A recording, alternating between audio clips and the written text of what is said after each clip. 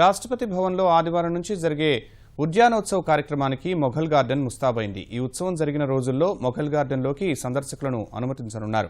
ఇలా మార్చి 10 వరకు సామాన్యులు ఈ ఉద్యానవనంలోకి ప్రవేశించే అవకాశం ఉండగా రాష్ట్రపతి ప్రణబ్ ముఖర్జీ ఇవాళ తోటంతా కలియతిరిగి ఏర్పాట్లను పరిశీలించారు.